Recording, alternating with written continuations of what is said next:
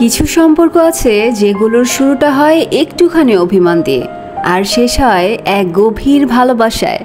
মেঘ আর আবিরের গল্প ঠিক তেমনই এক জটিল কাব্য। হ্যালো বন্ধুরা, আমি রোকসানা, তোমরা আছো রোকসানাস লাইফ ক্যানভাসে। স্বাগতম জানাই তোমাদের সালমা চৌধুরীর আমৃত্যু ভালোবাসিত কে উপন্যাসের চতুর্থ পর্বে। মন খুলে শোনো, হয়তো এই গল্পে খুঁজে পাবে তোমার নিজের কোনো অনুভূতির প্রতিচ্ছবি। পর্ব 4। শ্বাস ঝেড়ে নিজের মাথায় গাঁটটা মেরে মেঘ বলে, ছি মেঘ ছি, কী সব ভাবছিস তুই? কেউ কি তার চাচাতো ভাইয়ের ওপর ক্রাশ খায়? ভালো ভদ্র হলো মানা যেত, এমন গুরুগম্ভীর বদমেজাজি আর হিটলার স্বভাবের কেউ কি কারো ক্রাশ হয়? যে ছেলে 10 বছরের মেয়ের গায়ে হাত তুলতে পারে সে আর যাই হোক আমার ক্রাশ হতে পারে না। এটা ভাবতেই মেঘের বুক ভেসে আসে কষ্টে। নিজেকে স্বাভাবিক করতে মোবাইল হাতে নিয়ে কল করে মেঘের সবচেয়ে কাছের বান্ধবী বন্যাকে। প্রথম কল দিতে রিসিভ হয় কল। বন্যা, আসসালামু আলাইকুম, কেমন আছো বেবি? মেঘ, ওয়ালাইকুম আসসালাম, আলহামদুলিল্লাহ ভালো আছি, তুই কেমন আছিস? বন্যা, হঠাৎ আমার স্মরণ করার কোনো স্পেশাল কারণ আছে? তোর তো আবার ভাঙা ফোন, ঠুসঠাস বন্ধ হয়ে যাবে। মেঘ রাগান্বিত স্বরে এক প্রকার হুঙ্কার দিয়ে বলে, তুই আজ কোচিং আসিসনি কেন? কি যে একটা জিনিস মিস করেছিস? বন্যা, কি মিস করেছি বলে ফেলো বান্ধবী। মেঘ, এখন বলে কি আর সেই ফিলটা পাবি নাকি? আজব। বন্যা, আরে বেবি বলো তুমি, কাল শুক্রবার কোচিং বন্ধ, আবার দেখা হবে রবিবারে, ততদিন সহ্য হবে না, বলে ফেল প্লিজ। মেঘ, আমার হাতে এখন আইফোন 13 প্রো ম্যাক্স। মেঘের কথা বন্যা এক বিন্দু বিশ্বাস করেনি, হেসে উড়িয়ে দিয়ে বলছে, এখন বল একটু পর 14 প্রো ম্যাক্স কিনতে যাচ্ছিস? যাকে তার ভাই একটা আধা ভাঙা ফোন দিয়েছে ব্যবহারের জন্য, দিনে 100 বার বন্ধ হয়ে যায়, তার হাতে নাকি আইফোন। তুই কি ঘুম থেকে স্বপ্ন দেখে উঠলি নাকি? মেঘের উৎফুল্ল মেজাজ আচমকাই বিগড়ে গেল। অভিমানী স্বরে বলল, কাল আবির ভাই আসছেন বিদেশ থেকে, উনি নিয়ে আসছেন আমার জন্য। বন্যা, তাই বল, না হয় তোর যে ভাই তোকে এই জীবনে ফোন কিনে দিত না, তোর বাবা দিতে চাইলেও সে আছাড় মেরে ভেঙে ফেলতো। ওয়েট ওয়েট, এই আবির ভাইটা কে রে, যে তোকে ছোটবেলায় মেরেছিল সে? মেঘ মুখ কালো করে উত্তর দিল, হ্যাঁ আমার চাচাতো ভাই। বন্যা, তা তোর প্রতি এত মায়া হলো কিভাবে ওনার? মেঘ, জানি না, শুন তোকে কি বলি। বন্যা, হ্যাঁ বল। মেঘ, আসলে আজকে বিকেলে আবির ভাইয়াকে দেখে ছোটোখাটো একটা শখ খেয়েছি।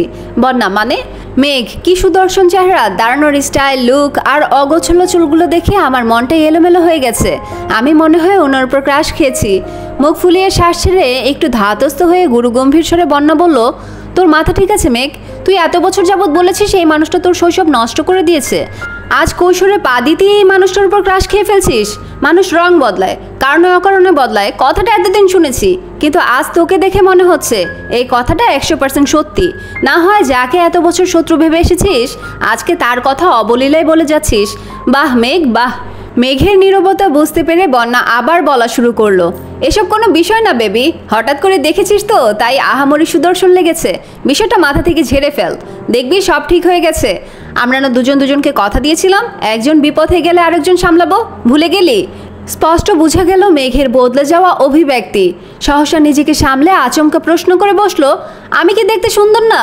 আমি কি কারো ক্রাশ হওয়ার যোগ্য না? মেঘের আকস্মিক প্রশ্নে বন্যা কিছুটা হতভম্ব হলো, এরপর কয়েক মিনিট শুধু হেসেই গেল। স্বাভাবিক স্বরে বলল, অবশ্যই তুই সুন্দর, ক্রাশ খাওয়ারও যোগ্য, কিন্তু তুই ছেলেদের ক্রাশ হতে পারবি কিনা সন্দেহ আছে। হতে পারিস রাস্তাঘাটের, গাছগাছালির, রংচঙা দেয়ালের, গরু ছাগলেরও হতে পারিস। রাগে ফুঁসতে ফুঁসতে কল কেটে দিয়েছে মেঘ, আর ভাবছে আজকাল সান্ত্বনা নিতে চাইলেও মানুষ মজা নেয়। যদিও বন্যার হাসির কারণটা খুবই স্বাভাবিক। মেয়েকে বরাবরই চোখে চোখে রেখেছে তানভীর সহ বাড়ির সকলে। 6টা থেকে 10টা পর্যন্ত পড়েছে গার্লস স্কুলে, তারপর গার্লস কলেজ। আহারে জীবন, ধুধু মরুভূমির মতো কোথাও কেউ নেই। স্কুল কলেজের সামনেই বাসার গাড়ি থাকতো, বাসা টু স্কুল, স্কুল টু বাসা। কোনো ছেলে না দেখলে ক্রাশ কিভাবে খাবে? বোধ শক্তি হওয়ার পর মেঘ মনে হয় 2-3টা বিয়ে খেয়েছে কাজিনদের, যাকে বলে নামের বিয়ে খাওয়া। তানভীরের ভয়ে বিয়ে বাড়ির এক কোণে বসে থাকতো মেঘ। ভাইয়ের কড়া শাসন ছিল, ঘর থেকে বের হতে পারবি না, বরযাত্রী আসলে তো আরও না, ঘরের ভিতরেই তার জন্য খাবার পাঠানো হতো। তানভীর নিজেই বোনকে খাওয়াতো ইচ্ছে মতো। তারপর বিয়ে শেষ হলে মা বোনকে নিয়ে চলে আসতো। গায়ে হলুদে নাচা, গান গাওয়া, এমনকি মেহেদিও দিতে পারেনি কখনো। এই কষ্টে এখন আর মেঘ কারো বিয়েতেই যায় না। এতে তানভীর মনে হয় হাঁপ ছেড়ে বেঁচেছে। মেঘের এই সাদা কালো জীবনের কথা শুনলে বন্যা কেন, পৃথিবীর সব মানুষই হাসবে। জীবনটা তার তেজপাতা হয়ে গেছে। মাঝে মাঝে ভাবে এই বাড়িতে জন্মানোটা কি খুব দরকার ছিল। কয়েকবার বন্যা কল ব্যাক করেছে, নিজের জীবনের হতাশার জন্য মেঘ আর কল রিসিভই করেনি।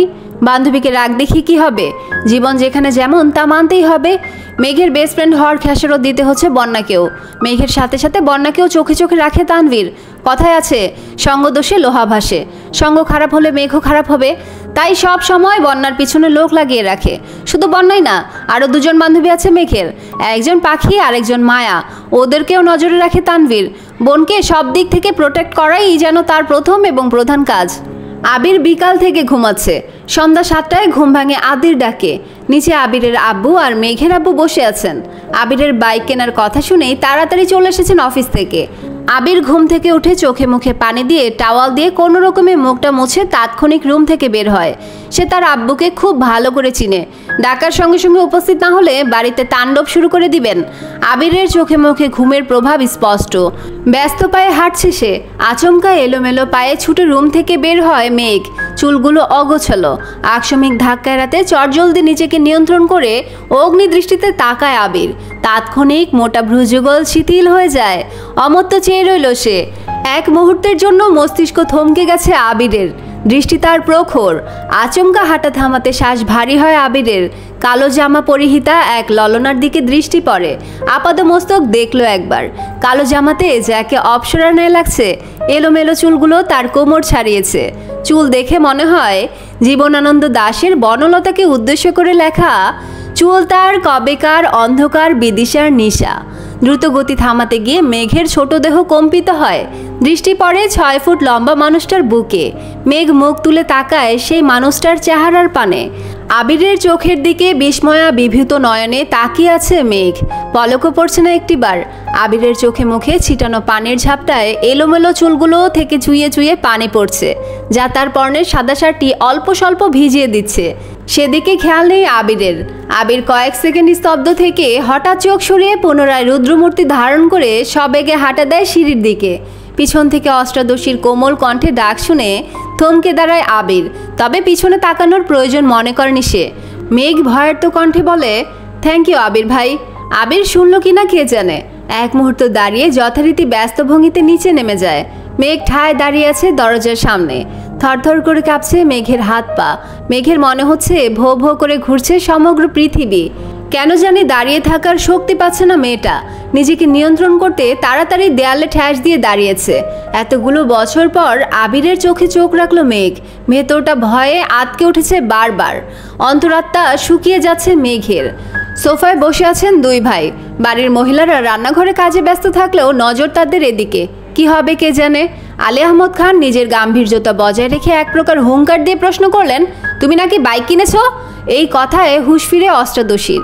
কিছুটা স্বাভাবিক হয়ে দুই পা সামনে গিয়ে বারান্দার সাইডে দাঁড়িয়ে নিচে তাকায় মেঘ।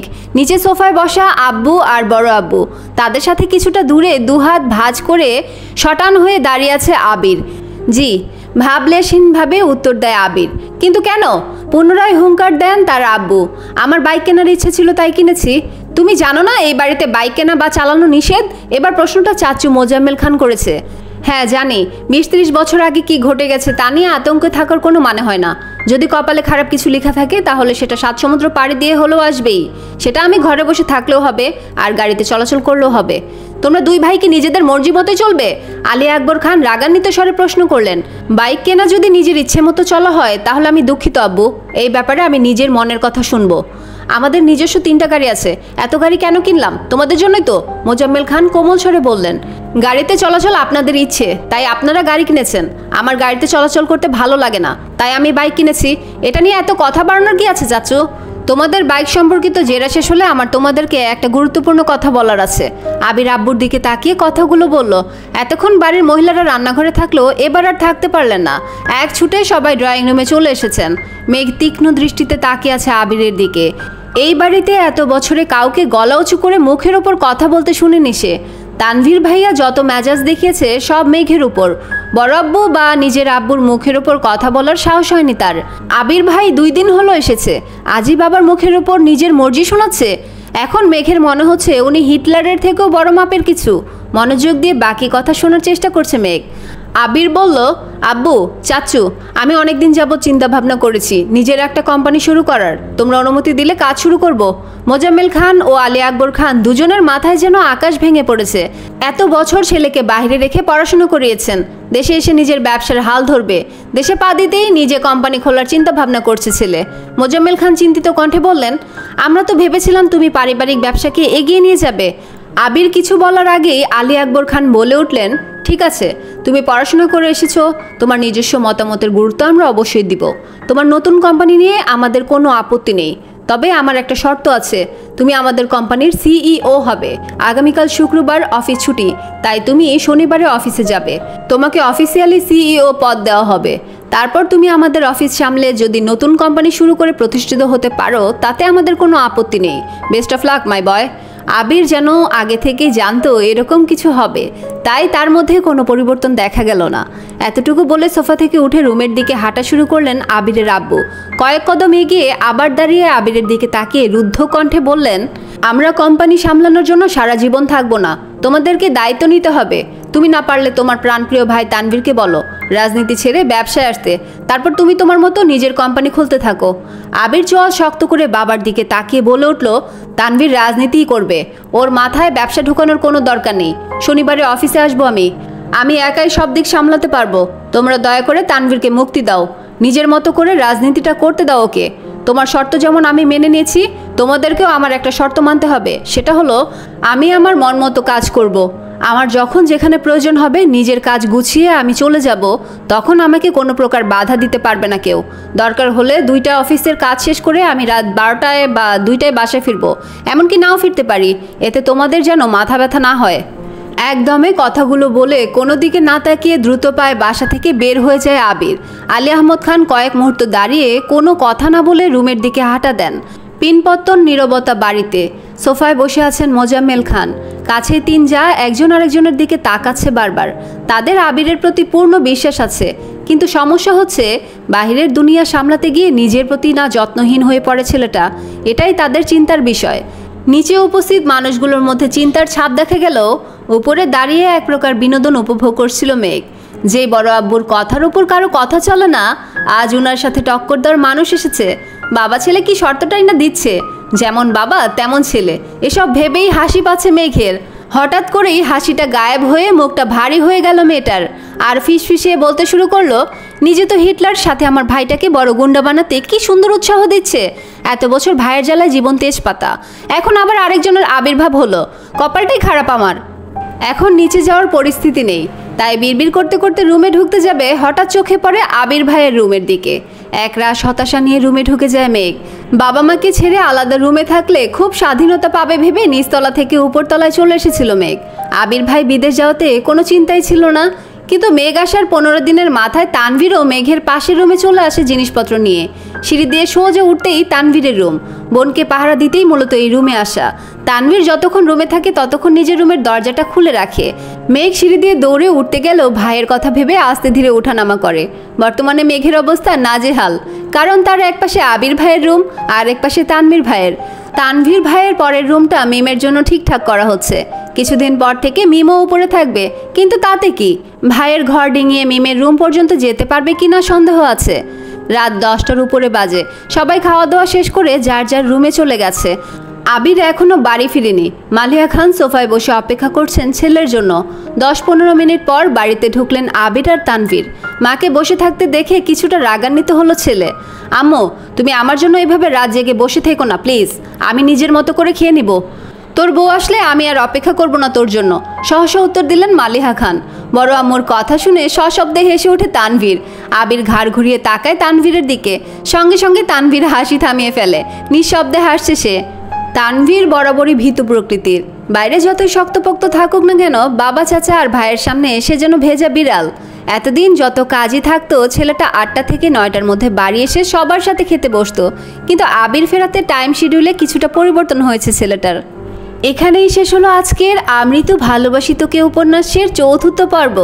যে মেঘের মনে একসময় ছিল ঘৃণা, অথচ সেই মেঘের আজ কেন বুক ধুকপুক করছে? হয়তো এটাই ভালোবাসা। গল্পটা ভালো লাগলে একটা লাইক, কমেন্ট আর শেয়ার দিও। যারা এখনও সাবস্ক্রাইব করনি এখনই সাবস্ক্রাইব করে পাশে থাকো। দেখা হবে পরের পর্বে ইনশাআল্লাহ। সে পর্যন্ত ভালো থেকো, সুস্থ থেকো। আল্লাহ হাফেজ।